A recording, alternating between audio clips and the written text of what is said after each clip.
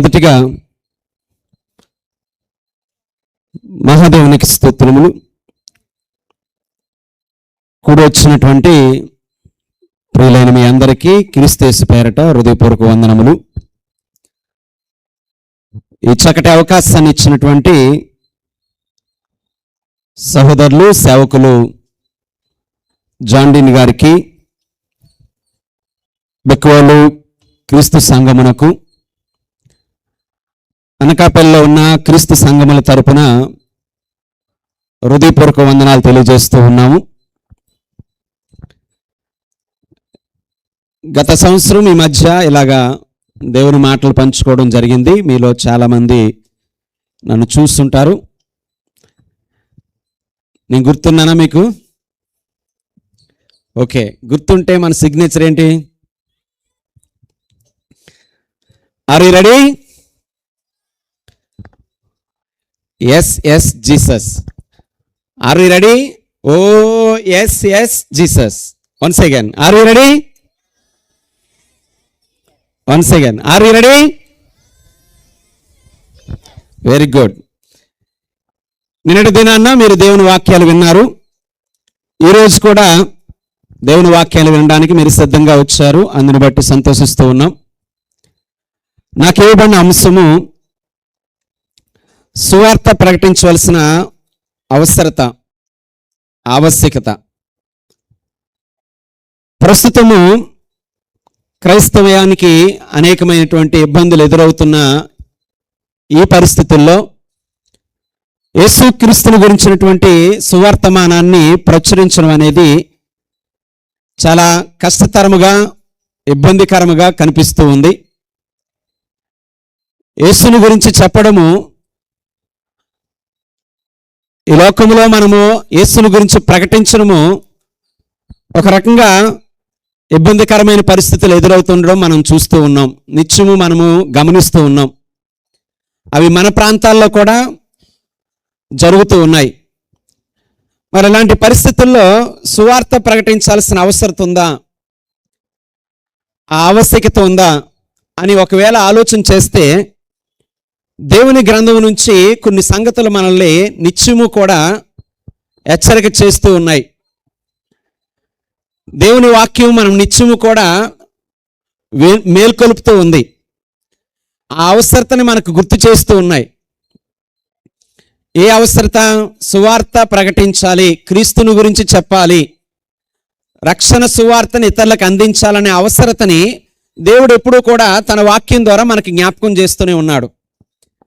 కనుక పరిస్థితులు ఎలాగున్నా, వ్యతిరేకత ఎలాగున్నా, అపహసించినా, హేళన చేసినా, లేక హింసాత్మకంగా కొన్ని పరిస్థితులు మన మీద పడుతూ ఉన్నా దేవుని యొక్క ఆదేశాలని మనం అనుసరించాల్సిన వారమై ఉన్నామని, అది ఈ భూమి ఉన్నంత వరకు కూడా మనం చేయవలసినటువంటి కార్యమని దేవుని వాక్యం మనకి ఖండితంగా ఆజ్ఞాపిస్తూ ఉంది. మనందరికీ తెలిసిన వచనాల్ని మీకు గుర్తు చేస్తూ ఈ సంగతిని మీకు జ్ఞాపకం చేస్తూ ఉన్నాను. ప్రభువైన యేసుక్రీస్తు వారు ఈ భూమి మీద తన జీవనాన్ని ముగించుకొని పరలోకానికి ఆరోహణమయ్యే ముందు మత్తయి సువార్త 28వ అధ్యాయం 19 నుంచి 20 వచనాల్లో ఆయన చెప్పి వెళ్ళినటువంటి మాట ఏమిటంటే, మీరు వెళ్ళి సమస్త జనులను ఎలా చేయండి? శిష్యులుగా చేయండి. మార్కు సువార్త 16వ అధ్యాయం 15-16 వచనాల్లో చూస్తే అక్కడ మరొక రూపంలో మనకు అదే మాట కనిపిస్తుంటుంది. ఏమనంటే, మీరు సర్వలోకమునకెళ్ళి సర్వ సృష్టికి సువార్తను ప్రకటించండి.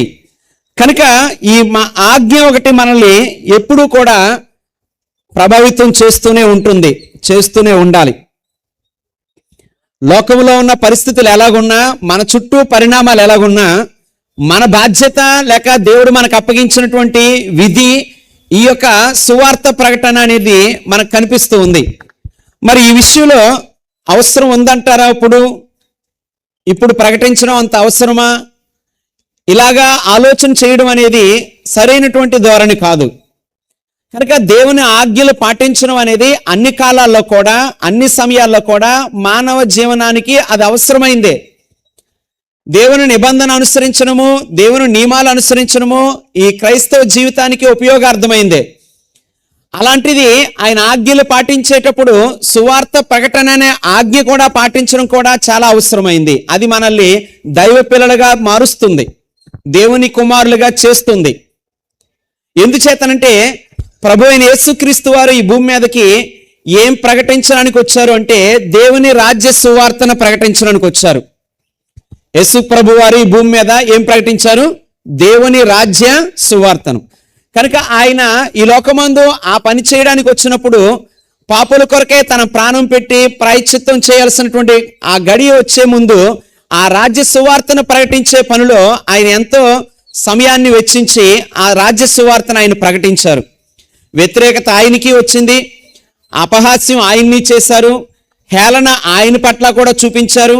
ఇలాగా అనేక రూపాల్లో అప్పటున్న లోకము ఆయనకి ఇబ్బంది కలిగించిన ఆయన చేయాల్సిన పని ఆయన చేసుకుంటూ వెళ్ళారు.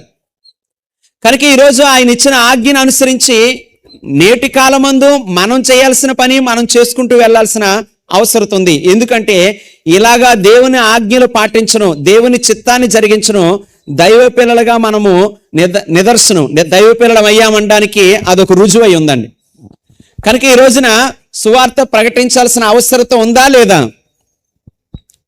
ఆన్సర్ ఇవ్వాలి. ఉందా లేదా? కొంతమంది చెప్పారు, కొద్దిమంది చెప్పారు ఉంది. Very good. కనుక ఈ యొక్క సువార్త ప్రకటన యొక్క అవసరతని మరింత వివరంగా మనం ఆలోచన చేయడానికి కొన్ని విషయాలు మీ మధ్య నేను బోధించనే ఉన్నాను. నాకు ఇవ్వబడిన సమయంలో వాటిని సంపూర్తి చేయడానికి ప్రయత్నం చేస్తాను. మొట్టమొదటి విషయం ఏంటంటే మనుషులు, ఈ లోకంలో ఉన్నటువంటి జనులు పాపంలో ఉన్నారు. వారు తమ్మును తాము రక్షించుకోలేని నిస్సహాయ స్థితిలో ఉన్నారు. రోమపత్రిక 3:23 కంఠస్థ వాక్యం తెలిసిన యవనస్తులు. రోమపత్రిక 3:23 ఏ భేదము లేదు, అందరూ పాపం చేసి దేవుడు అనుగ్రహించే మహిమను పొందలేకపోతున్నారు. కనుక ఇప్పుడు జనులు పాపంలో ఉన్నారు. ఎఫెసీ పత్రిక 2:1 మీరు అపరాధముల చేతను పాపముల చేతను చచ్చిన వారై ఉన్నారు. అంటే ఈ రోజున మన కళ్ళ ముందు ఉన్న అనేక మంది జనాంగము, మన చుట్టూ ఉన్న అనేక మంది ప్రజలు పాపంలో ఉన్నారు, నిస్సాయ స్థితిలో ఉన్నారు, మృతులై ఉన్నారు, జీవం లేని వారై ఉన్నారు. కనుక అట్టి వారి మీద మనము జాలి తలచి అట్టి వారి మీద మనం ప్రేమ చూపించాల్సిన బాధ్యత మన మీద ఉంది. అంటే వారికి ఏం ప్రకటించాల్సిన అవసరం ఉంది? సువార్త ప్రకటన. వారు అలాగా నిస్సాయ స్థితిలో ఉండడం, జీవం లేని వారే ఉండడం, వారు అలా మరణ పాత్రులుగా ఉండడం, నరకానికి పాత్రులుగా వారు ఉండడము మనం చూసి వారిని గురించి ఏమీ ఆలోచించకపోవడం, లేక వారికి సువార్త ప్రకటించకపోవడం దేవుని పిల్లల యొక్క లక్షణం కాదు. ఖచ్చితంగా వారికి మనం ఏం ప్రకటించాలి? సువార్త ప్రకటించాలి.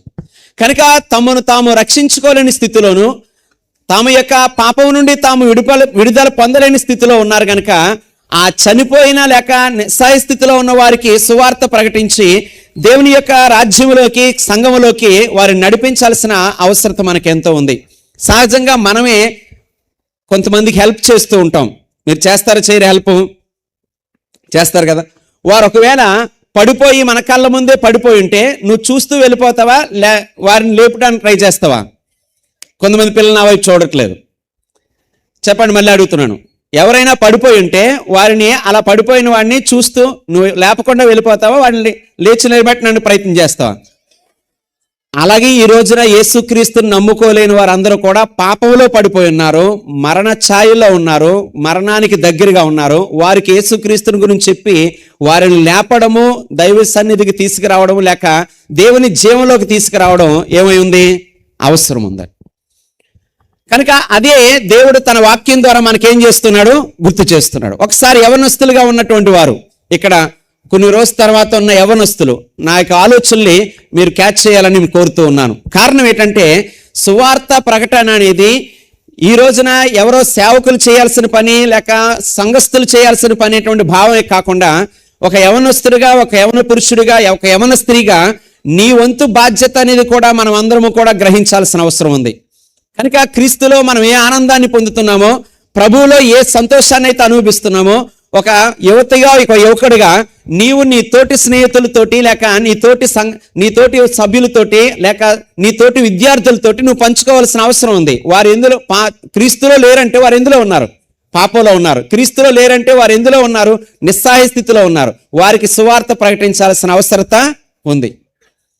అందుకే ఎఫెసీ 2:1 నేను ఏం జ్ఞాపకం చేస్తానంటే, పాపముల చేతను అపరాధముల చేతను వారు ఏమై ఉన్నారు? చచ్చిన వారు ఉన్నారు. వారికి సువార్త ప్రకటించి బ్రతికించాల్సిన అవసరం ఉంది. కనుక ఇప్పుడున్న పరిస్థితులు ఎలాగున్నా వారు మాత్రము జీవం లేని స్థితిలోనే ఉన్నారు. వారికి జీవం అవసరం, వారికి యేసుక్రీస్తు అవసరం, వారికి సువార్త అవసరమైంది. రెండవది, సువార్త ప్రకటించాల్సిన అవసరత దేనికి అంటే, వారు తెలియని అజ్ఞాన స్థితిలో ఉన్నారు. ఈ లోకంలో ఉన్న మనుషులు దేంట్లో ఉన్నారు? తెలియని అజ్ఞాన స్థితిలో ఉన్నారు. సామెతల గ్రంథం 14:12 ఒకసారి ఎవరైనా గట్టిగా చదవండి. సామెతల గ్రంథం 14:12. సామెతల గ్రంథం 14:12. ఒకని ఎదుట సరైనదిగా కనబడు మార్గము కలదు, అయితే తొదుకది. Very good. ఇప్పుడు బాగా చదువుతున్నారు. మరణమునకు త్రోవ. చాలా మంది క్రీస్తు మార్గంలో లేని వారు వేరే మార్గంలో ఉన్నారంటే, వారు ఆ మార్గంలో ఎక్కడికి వెళ్తారు? చివరికి ఎక్కడికి వెళ్తారు? మరణమునకు, అంటే నరకమునకు. వారు తెలియని స్థితిలో ఉన్నారు. అంటే ఆ మార్గము ఆ నరకానికి నడిపిస్తుంది అన్న సంగతి వారికి తెలియదు. అంటే వారి దృష్టికి అది ఎలాగుంది? అదే వచనంలో ఉంది. వారి దృష్టికి ఆ మార్గం ఎలాగుంది? సరైన మార్గంగా ఉంది. మేము మంచి మార్గంలోనే ఉన్నాం అనుకుంటున్నారు, సరైన మార్గంలో ఉన్నాం అనుకుంటున్నారు. కానీ చివరికి అది మరణానికి తీసుకువెళ్తుంది అన్న సంగతి వారికి తెలియదు. కాబట్టి తెలియని వారికి తెలియజేయడం మన బాధ్యత. అంటే సువార్త ప్రకటించాల్సిన అవసరత ఉందా లేదా? ఉంది. ఇలా తెలియని అజ్ఞాన స్థితిలో ఎంతమంది ఉన్నారు? అవగాహన లేక ఎంతమంది ఉన్నారు? ఎంతో మంది ఉన్నారని వాక్యం చెప్తుంది. ఎందుకంటే యేసు ప్రభు వారు లోకంలో 2 మార్గాలు ఉన్నాయన్నాడు. 2 మార్గాలు ఏంటి? పరలోక మార్గము, నరక మార్గము. ఇంకో యేసు ప్రభు వారు చెప్పిన మాట మత్తయి సువార్త 7:13. మత్తయి సువార్త 7:12-13 ఇరుకు మార్గము, విశాల మార్గము, 2 మార్గాలు ఉన్నాయి. కనుక ఇప్పుడు విశాల మార్గం ఎక్కడ తావు తీస్తుంది? నాశనానికి లేక మరణానికి దారి తీస్తుంది, నరకానికి దారి తీస్తుంది. అంటే నేను ఇక్కడ మీకు జ్ఞాపకం చేయాల్సింది ఏంటంటే, విశాల మార్గంలో ప్రవేశించేవారు అనేకులు. ఏమనుంది? అనేకులు. అంటే అనేకులు తెలియని త్రోవలో వెళ్తున్నారు. చాలా కొద్ది మంది మాత్రమే ఒకే ఒక మార్గమైన యేసుక్రీస్తునందు, ఇరుకు మార్గమైన యేసుక్రీస్తునందు ఉన్నారు. కనుక ఈరోజు మనము వారికి చెప్పాల్సిన అవసరం ఉందని దేవుని వాక్యం మనకు ఖండితంగా ఆజ్ఞాపిస్తూ ఉంది. ఇది మన పొంతు కాదు, లేదా మన పని కాదు, ఇది మనకు అంత అవసరం కాదు, ఈ టైంలో అసలు మనకి ఇది ఉపయోగం కాదు అని ఒక ధీమాను వ్యక్తం చేసే సమయం కాదని వాక్యం నిత్యం మనకి జ్ఞాపకం చేస్తూ ఉంది. కనుక అది ఏ కాలమందైనా నశించిపోయేవారు ఉన్నారు, వారు అనేకులు ఉన్నారు, వారు తెలియని అజ్ఞాన స్థితిలో ఉన్నారు, వారు మృతులై ఉన్నారు, నిస్సహాయ స్థితిలో ఉన్నారు. వారిని రక్షించే బాధ్యత దైవ కుమారులుగా మనందరి మీద ఉంది. ప్రభువైన యేసుక్రీస్తు చేసిన పని అదే, మనం కూడా చేయాల్సిన పని అదే అని ఇక్కడ వాక్యం మనకి జ్ఞాపకం చేస్తూ ఉంది. మరొక విషయం, మూడో విషయం, సువార్త ప్రకటించాల్సిన అవసరత. ఒకటి ఏం చెప్పాను? వారు నిస్సహాయ స్థితిలో మృతులై ఉన్నారు, వారికి సహాయం చేయడం మన యొక్క బాధ్యత. రెండోది ఏం చెప్పాను? వారు తెలియని స్థితిలో ఉన్నారు, తెలియని నాశన మార్గంలో ఉన్నారు. కనుక వారికి సరైన మార్గంలో తీసుకురావడం మనందరి యొక్క బాధ్యత ఉంది. అది ప్రేమతో కూడినటువంటి కార్యం. మూడోది, సువార్త అనేది లేక రక్షణ గురించిన వాక్యం అనేది వింటేనే వారికి రక్షణ వస్తుంది. మీ అందరికి తెలిసిన కంఠస్థ వాక్యం రోమపత్రిక 10:17. పిల్లలు ఎవరైనా చెప్తారో చూద్దాం. యవనస్తులు రోమ 10:17 వినుట వలన విశ్వాసము కలుగును. వినుట ఎవరి గురించి? క్రీస్తుని గురించి మాటల వలన కలుగును. కనుక ఒక వ్యక్తికి క్రీస్తు ప్రభువుని గురించి వినకపోతే, క్రీస్తు ప్రభువుని గురించి ఆలకించకపోతే ఆ వ్యక్తికి ఏమీ లేదు, రక్షణ లేదు. ఆ వ్యక్తికి ఏమీ లేదు, రక్షణ లేదు. వేరే ప్రత్యామ్నాయ మార్గం కూడా లేదు. అంటే వారికి రక్షణ రావడానికి మరొక మార్గం ఉందండి. యేసు ప్రభు గురించే వినాల్సిన అవసరం లేదు, యేసుక్రీస్తు గురించే మనం చెప్పాల్సిన అవసరం లేదు. వారికి రక్షణ రావడానికి ఇంకా చాలా మార్గాలు ఉన్నాయి అనడానికి బైబిల్ అందుకు అధికారం ఇవ్వట్లేదు. ఎందుకనంటే మన యోహాను సువార్త 14వ అధ్యాయంలో మరొక మాట మనకు రాయబడి ఉంది. 6వ వచనం. ఏంటా మాట? ఇందాక మనం మీరు చెప్పబోయారు. 14వ అధ్యాయం 6వ వచనం. నేనే మార్గమును, నేనే సత్యమును, నేనే జీవమును, నా ద్వారానే తప్ప ఎవరునూ ఎక్కడికి చేరలేరు. కనుక ఇప్పుడు రక్షణకు క్రీస్తు ప్రభువుని గురించి వినవలసిన అవసరం ఉంది. రక్షణకు క్రీస్తు ప్రభువే ఏకైక మార్గమై ఉంది. మరి అలాంటప్పుడు యేసు ప్రభువుని గురించి సువార్త ప్రకటించాల్సిన అవసరం ఎంతో ఉంది. అది మనందరి భుజాల మీద ఉన్న బాధ్యత. ఇది మనందరము కూడా స్వీకరించాల్సినటువంటి బాధ్యత. కనుక ఒక యవనస్తుడిగా, ఒక యవన స్త్రీగా నీ వ్యక్తిగత జీవితంలో ఎప్పుడైనా అయ్యో ఈ యొక్క లోకము లేక లోకంలో ఉన్న మనుషులు, నా చుట్టూ ఉన్న ప్రజానికము, లేక నా బంధువులు, నా స్నేహితులు, నా కుటుంబస్తులు, నాకు తెలిసినటువంటి విద్యార్థులు, నా క్లాస్మేట్స్, లేకపోతే నాతో సహా ఉన్నవారు, వీరెవరికి కూడా ప్రభువుని గురించి తెలియదే, ప్రభు రక్షణ గురించి తెలియదే, వారు నిత్యమైన నాశనమైన మార్గంలో వెళ్తూ ఉన్నారే, వారికి ఈ మార్గం గురించి చెప్పాలి, ఈ మార్గం గురించి తెలియజేయాలనే ఆలోచన యువతీ యువకులుగా మనలో కలిగితే మనం క్రీస్తు ప్రేమను కలిగిన వారు అని అర్థం. యేసు ప్రభువుకు ఉన్నటువంటి ప్రేమ ఏంటంటే ఈ యొక్క మంచి మార్గంలోకి అనేకులు రావాలని ఆయన ఆశించాడు. ఆయన సువార్త ప్రకటించేటప్పుడు పరలోక రాజ్యం సమీపిస్తుంది, మీరు ఏం పొందండి? మారు మనసు పొందండి, దేవుని రాజ్యంలోకి ప్రవేశించండి. కనుక ప్రజలందరూ నశించిపోవడము ప్రభువుకి ఇష్టం లేదు. కనుక ఆ ప్రజలందరికీ సువార్త ప్రకటించేటువంటి బాధ్యత ఆయన ఎలాగైతే కలిగి ఉన్నాడో, ఆయన శిష్యులుగా, ఆ తండ్రి అయిన దేవుని పిల్లలుగా మనము కూడా ఈ బాధ్యతను స్వీకరించడానికి మనం ఇష్టపడుతూ ఉండాలి. మత్తయి సువార్త 4వ అధ్యాయం 12వ వచనంలో కూడా ఏమని ఉంటుందంటే, ఏ నామమున రక్షణ లేదు, భూమి కింద మనుషులకు ఇవ్వబడిన ఏ నామమున ఏమి లేదు, రక్షణ లేదు. ఎవరి వల్ల రక్షణ? యేసుక్రీస్తు నామములోనే, యేసుక్రీస్తులోనే ఏముందని? రక్షణ ఉంది. అంటే నేను చెప్పిన ఈ 3 వచనాల యొక్క ఉద్దేశం ఏంటంటే, ఒకటి రోమాపత్రిక 10వ అధ్యాయం 17వ వచనం 14వ వచనంలోను, యోహాను సువార్త 14వ అధ్యాయం 6వ వచనంలోను, ఇక్కడ మా అపోస్తల కార్యములు 4వ అధ్యాయం 12వ వచనంలోను ఈ వచనాల్లో ఉన్నటువంటి విషయం ఏంటంటే, యేసుక్రీస్తు తప్ప వేరే మార్గము, యేసుక్రీస్తు నామము తప్ప వేరే నామము, లేక యేసుక్రీస్తులో తప్ప మరి ఎక్కడా రక్షణ లేదు. ఖచ్చితంగా మనం యేసుక్రీస్తుని గురించి ఏం చేయాలి? ప్రకటించాల్సిన అవసరత ఉందండి.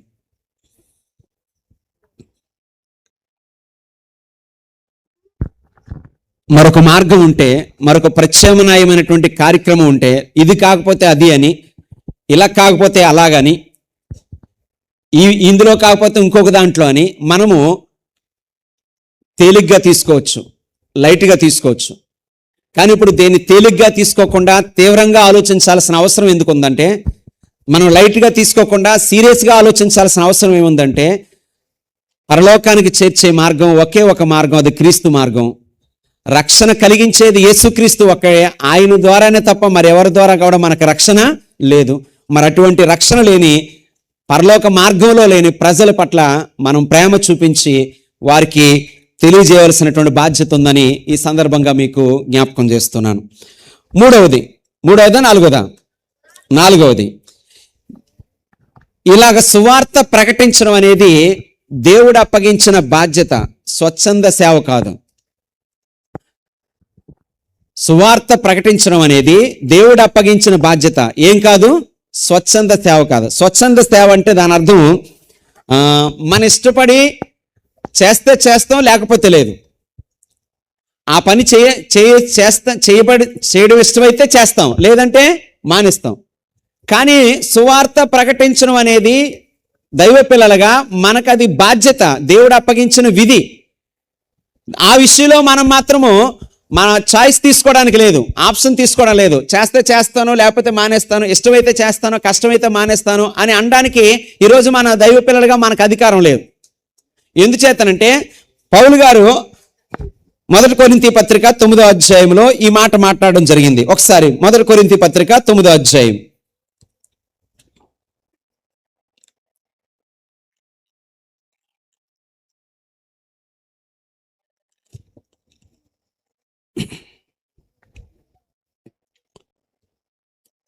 16వ వచనం. Very good. ఎవరు చదువుతున్నారు గట్టిగా? నేను సువార్తను ప్రకటించుచున్నాను, నాకు అతిశయ కారణము లేదు. ఆ సువార్తను ప్రకటించవలసిన భారము నా మీద మోపబడి ఉంది. అయ్యో, నేను సువార్తను ప్రకటింపకపోయిన ఎడల నాకేమై ఉంది? శ్రమ. ప్రియమైన దేవుని పిల్లలారా, ఈరోజు నువ్వు ఇష్టపడి తీసుకున్న బాధ్యత, లేకపోతే ఇష్టపడి తీసుకున్న విధి అని భావం కాకుండా, దేవుడు అప్పగించిన బాధ్యత, దేవుడు నా మీద పెట్టిన విధి అనే భావంతోనే సువార్త ప్రకటన చూడాల్సిన అవసరం ఉంది. ఒకవేళ స్వచ్ఛందంగా నేను ఇష్టపడ్డానండి, చెప్దాం అనుకున్నాను, ఇతరులకి దేవుని గురించి ఇతరులకు ప్రకటిద్దాం అనుకున్నాను, ఇది నాకు నచ్చింది, నేను చేద్దాం అనుకున్నాను అని ఒకసారి అనుకొని, మనం అనుకున్నట్టుగా లేకపోతే, మనం అనుకున్న పరిస్థితులు ఎదురవ్వకపోతే, మనకు అది తర్వాత నచ్చకపోవడము, ఇంతకుముందు చేద్దాం అనుకున్నానండి, ఇప్పుడు చేయాలనిపించట్లేదు, ఇంతకుముందు నేను ప్రకటిద్దాం అనుకున్నాను, ఇప్పుడు ప్రకటించాలనిపించట్లేదని మనం వెనక్కి వెళ్ళిపోవడానికి ఇది స్వచ్ఛంద సేవ కాదు. సువార్త సేవ అంటే అది మనకేం చేయబడింది? అప్పగింపబడింది. దేవుని బాధ్యతగా అది మనం స్వీకరించాల్సి ఉంది. సువార్త ప్రకటించాల్సిన అవసరత ఎంత ఉందో దీన్ని బట్టి మనం అర్థం చేసుకోవాలి. యేస్కేలు గ్రంథంలో 33వ అధ్యాయంలో దేవుని ప్రవక్త అయిన యేస్కేలు ద్వారా ఒక సంగతిని అక్కడ దేవుడు బయలుపరుస్తూ ఉన్నాడు. ఒకసారి మనం వాటిని పరిశీలన చేద్దాం. యేస్కేలు గ్రంథము 33వ అధ్యాయము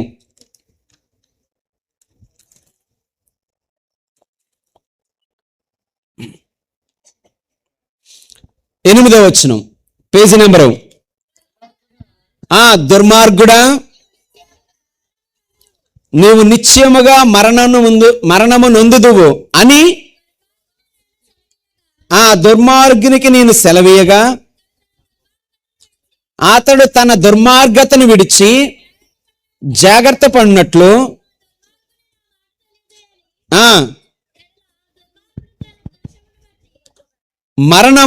మరణము నొందును గాని అతని ప్రాణము గురించి నిన్ను విచారణ ఎవరిని అడుగుతాడు? నిన్ను విచారణ చేయదును అంటే ఎవరిని అడుగుతాడు? మనల్ని అడుగుతాడు. నా వైపు చూడట్లేదు, అటువైపు చూస్తున్నారు. ఒకసారి ఆర్ యు రెడీ? సౌండ్ చాలేదు. Are you ready? ఒక పాపికి యేసుక్రీస్తులో రక్షణ ఉందని చెప్పకపోతే, ఆ పాపి చనిపోతే, ఆ పాపి నరకానికి వెళ్తే, ఆ పాపిని యొక్క ఆత్మ విషయంలో మనల్ని దేవుడు లెక్క అడుగుతాడు. మనల్ని అంటే ఎవరిని అడుగుతాడు? చెప్పలేని వారిని. ఒకవేళ నువ్వే నీ స్నేహితునికి చెప్పలేదనుకో, నువ్వే నీ ఇంట్లో వాళ్ళకి చెప్పలేదనుకో, నువ్వే నీతో పాటు చదువుకున్న వాళ్ళకి చెప్పలేదనుకో, నువ్వే నీతో పాటు పనిచేస్తున్న వాళ్ళకి చెప్పలేదనుకో, నువ్వే నీతో పాటు ఉన్న నీ వీధిలో వాళ్ళకి చెప్పలేదనుకో, వాళ్ళకి చెప్పకపోవడం వల్ల వాళ్ళు తెలుసుకోలేకపోయి వారు మరణ ఛాయలో నుండి మరణపాత్రులయ్యి నరకపాత్రులైతే వారు నరకానికి వెళ్తే ఆ ఆత్మకి నిన్ను నన్ను దేవుడు ప్రశ్నిస్తాడు, నిన్ను నన్ను దేవుడు లెక్క అడుగుతాడు. అది మన బాధ్యత అని దేవుడు ముందే మనకి అప్పగించాడు. వారికి చెప్పాల్సిన బాధ్యత మనది. కనుక వ్యతిరేకత ఉంది, హేళన ఉంది, అపహాస్యం ఉంది, హింస ఉంది, కొన్నిసార్లు ఆటంకాలు ఉన్నాయి, మనల్ని స్థిమితంగా ఉండనివ్వట్లేదు. ఈ లోకంలో చాలా విధానమైనటువంటి ఇబ్బందులు ఎదురవుతూ ఉన్నాయి. అవును, అలాగని దీన్ని ఆగిపోవాలా, ఆపియాలా, ప్రకటించడం మానేయాలా, లేకపోతే చెప్పడం మానేయాలా అంటే ఆ వ్యతిరేకతకి చెప్పడం మానేయడం పరిష్కారం కాదు. ఎందుకంటే దేవుని ఆజ్ఞలు పాటించడం అంటే అది ఈ భూమి ఉన్నంత వరకు లేక ఈ ప్రపంచంలో మనం ఉన్నంత వరకు చేయాల్సిన కార్యమే.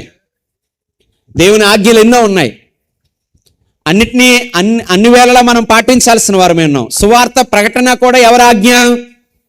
చెప్పట్లేదు. సువార్త ప్రకటన కూడా ఎవరి ఆజ్ఞ అండి? దేవుని ఆజ్ఞ. అది కూడా అన్ని వేళలా, అన్ని సమయాల్లో, అన్ని పరిస్థితుల్లో మనం పాటించాల్సి ఉంది. అది పాటించాలనే తీవ్రత మనలో ఉండాలంటే, అలా పాటించాలనేటువంటి ఆలోచన మనలో రావాలంటే, అసలు ఆ పాటించేటువంటి సువార్త ప్రకటించేటువంటి ఆ ఉద్దేశాన్ని మనం అర్థం చేసుకోవాల్సింది. ఎందుకంటే మొదట చెప్పాను, మృతులై ఉన్నారు, వారు నిస్సహాయ స్థితిలో ఉన్నారు, జీవం లేని వారు ఉన్నారు, వారికి యేసుక్రీస్తుని గురించిన జీవాన్ని అందించడం మన యొక్క పని ఉంది. రెండవది ఏం తెలియజేశాను? తెలియబడని మార్గంలో వారు వెళ్తున్నారు, తెలియనటువంటి స్థితిలో వాళ్ళు ఉన్నారు, అజ్ఞానంలో ఉన్నారు, విశాలమైన మార్గంలో ఉన్నారు, అది మరణానికి నరకానికి దారితీస్తుంది. ఖచ్చితంగా వారికి తెలియజేసి దేవుని వైపుకు నడిపించాల్సిన అవసరత మన మీద ఉంది. మూడవది ఏం తెలియజేశాను? రక్షణకు ఏకైక మార్గము యేసుక్రీస్తు అయి ఉన్నాడు. రక్షణ క్రీస్తుని గురించి వినడం వల్లే, ఆయన గురించి విశ్వసించడం వల్లే వస్తుంది. ఆయన తప్ప వేరే మార్గం లేదు. ఆయన నామంలోనే రక్షణ తప్ప వేరే మార్గంలో లేక వేరే నామంలో మనకేం లేదు, రక్షణ లేదు. ఖచ్చితంగా ప్రత్యామ్నాయ మార్గం లేదు కనుక ప్రభువుని గురించి వారికి ప్రకటించాల్సిన బాధ్యత మనందరి మీద ఉంది. ఇక్కడ నాలుగోది ఏం తెలియజేస్తానంటే, ఇది మనం తీసుకున్న స్వచ్ఛంద సేవ కాదు, మనం ఇష్టపడి చేస్తాం, కష్టమైతే మానేస్తాం అనడానికి కాదు. ఇది దేవుడే మన మీద పెట్టిన, మనకు అప్పగించిన బాధ్యత. ఇది తప్పనిసరిగా మనం బాధ్యత వహించాలి. లేకపోతే దేవుడు ఏమడుగుతాడు చెప్పాలి. దేవుడు ఏమడుగుతాడు? లెక్క అడుగుతాడు.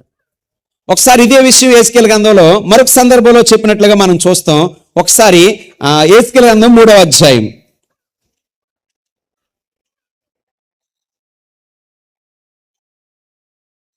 19వ వచనం. యేస్కేలు గ్రంథం 3వ అధ్యాయం. వాస్తవానికి అక్కడ 16 నుంచి 21 వచనాల్లో ఉన్న సందర్భం మీరు తర్వాత చదువుకోవచ్చు. 19వ వచనం చదువుతున్నాను. అయితే హెచ్చరిక చేయగా అతడు తన దుర్మార్గత నుండి, దుష్క్రియల నుండి మరలని ఎడల అతడు తన దోషములను బట్టి మరణమవును గాని నీవు తప్పించుకుందువు. కనుక అతను ఒకవేళ వినకపోతే, చెప్పిన తర్వాత కూడా వినకపోతే, అది మన తప్పు కాదు, అది వారి తప్పు. ఇప్పుడు మనం ఎంతమందిని రక్షించామో అనేది లెక్క, ఎంతమందికి సువార్త చెప్పామనేది లెక్క.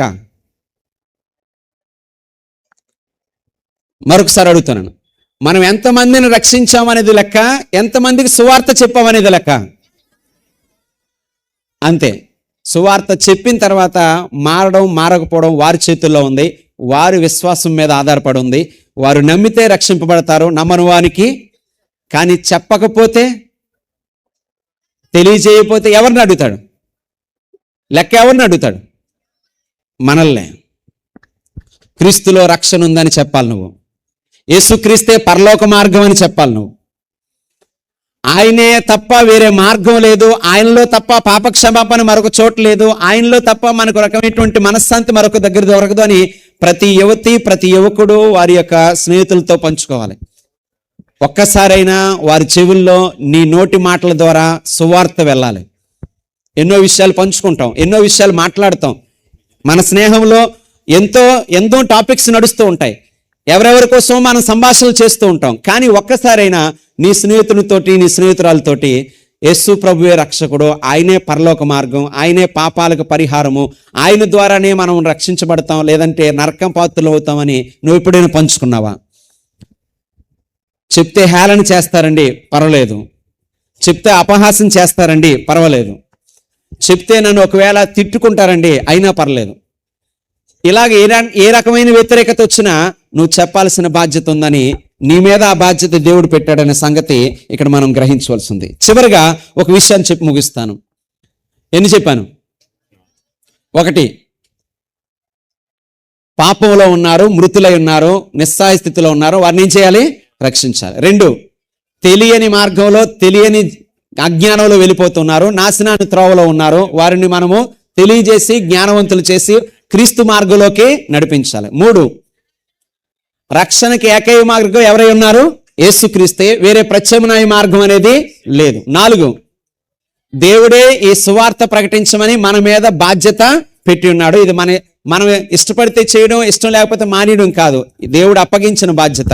అయ్యో సువార్త ప్రకటించకపోయిన ఎడల నాకు ఏంటి? శ్రమ. తర్వాత ఏం చెప్పాను? 5, మనల్ని ఏమడుగుతాడు? లెక్క అడుగుతాడు. ఓకే, చివరిగా మరొక విషయం రాయబడి ఉంది. ఏంటదంటే మత్తయి సువార్త 25వ అధ్యాయం 46వ వచనం. మత్తయి సువార్త 25వ అధ్యాయం 46వ వచనం. మీరు ఆ వీరు నిత్య శిక్షకును నిత్య శిక్షకును నీతిమంతులు నిత్య జీవమునకును పోవుదురు. ఆ పాపులు అనేవారు నిత్య శిక్షకు నిత్య శిక్షకు పోతారట. నిత్య శిక్ష అంటే నిత్య నరకానికి, నిత్య అగ్నికి పోతారు. నా మాట మీకు అర్థమవుతుంది లేదు? ప్రకటన గ్రంథం 20 అధ్యాయంలో కూడా ఒక మాట రాయబడి ఉంది. ప్రకటన గ్రంథం 20 అధ్యాయము 15 వచనం.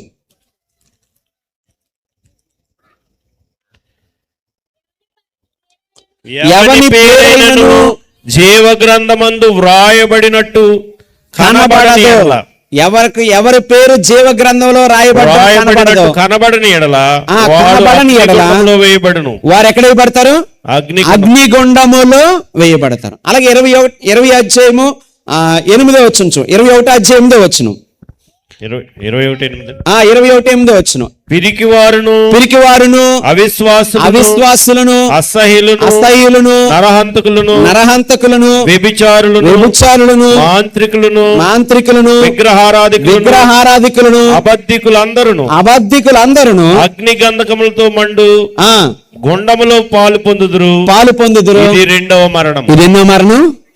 అంటే నరకం అనేది ఒక కథ కాదు, నరకం అనేది ఒక ఉపమానం కాదు, అది నిజంగా వాస్తవమైంది. దేవుని నెరగిన వారు, దేవుని సువార్తకు లోబడిన వారు, దేవుని సువార్త తెలియక క్రీస్తుని అంగీకరించిన వారు ఆ నరకంలో పడవేయబడతారు. జీవ గ్రంథంలో ఎవరి పేరుండదో వారు నరకంలో పడవేయబడతారు. ఇగో ఈ లక్షణాలు అబద్ధికులుగా, వ్యభిచారులుగా, దొంగలుగా, దోచుకునేవారుగా, అబద్ధికులుగా ఎవరైతే ఉంటారో వారు ఎక్కడ వేయబడతారో? నరకంలో. ఇది వాస్తవం అని నువ్వు నమ్మితే, ఈ నరకం అనేది వాస్తవం అని, నిత్య శిక్ష అనేది వాస్తవం అని మనం నమ్మితే, అందులో వారిని పడిపోకుండా కాపాడాల్సిన బాధ్యత మనందరి మీద ఉందండి. యోధా పత్రిక 1:22 రాయబడి ఉంటుంది, అగ్నిలోంచి లాగినట్టు కొందరని లాగుడి. చెప్పండి, మీ కళ్ళ ముందు పిల్లలు ఎవరైనా లేకపోతే పెద్దవాళ్ళు ఎవరైనా తెలిసి ఒక గోతులో పడిపోతున్నారంటే ఏం చేస్తాం? కాపాడడానికే ట్రై చేస్తాం. అగ్గిలో పడిపోతున్నారంటే ఏం చేస్తాం? కాపాడడానికే ట్రై చేస్తాం. కారణం ఏంటంటే మనందరి మనస్సుల్లో మంచితనం ఉంది, కానీ మన కంటికి కనిపించకుండా అనేక మంది నరకం అనే గోతులో పడిపోతున్నారు, అనేక మంది నిత్య అగ్నిలోకి వెళ్ళిపోతూ ఉన్నారు. ఇది మన కంటికి కనిపించట్లేదు, కానీ ప్రభు చెప్పిన మాటలు నమ్మితే, దేవుడు చెప్పిన మాటలు నమ్మితే నిజమే. దేవుని ఎరగిన వారు, దేవుని సువార్తకు లోబడిన వారు, ఇలాంటి దేవుని చిత్తానికి వ్యతిరేకంగా బ్రతికిన వారు అందరూ కూడా ఎక్కడికి వెళ్తారు? నరకానికి వెళ్తారు, నిత్య నరకానికి వెళ్తారు. ఇది నువ్వు నమ్మితే మనమంతా తీవ్రతతో వారికి సువార్త ప్రకటించాలో, ఎంత ఆతృతతో వారికి ఈ విషయాన్ని చెప్పాలో, వారి ప్రాణం వెల్లడిపోయే ముందు, ఈ లోకాన్ని వారు వదిలిపోయే ముందు, వారి యొక్క జీవితం ఈ లోకంలో ముగించబోయే ముందు, వారి పాపంలోంచి బయటపడడానికి ప్రయత్నం ఏదైతే ఉందో, లేక మార్గం ఏదైతే ఉందో, ఆ మార్గాన్ని గురించి నేను మన వారికి తెలియజేయవలసిన అవసరత ఎంతో ఉంది. ఈ లోకంలో వ్యతిరేకత ఎంత ఉన్నా ఇది అవసరత ఎంతో ఉందనే విషయాన్ని ఈ సందర్భంగా మీకు జ్ఞాపకం చేస్తున్నాను. చివరిగా ఒక మాట మాకు జ్ఞాపకం చేసి నేను ముగిస్తాను. నాకు ఇవ్వబడిన సమయం ముగించబడింది కనుక ఇదే. Are you ready?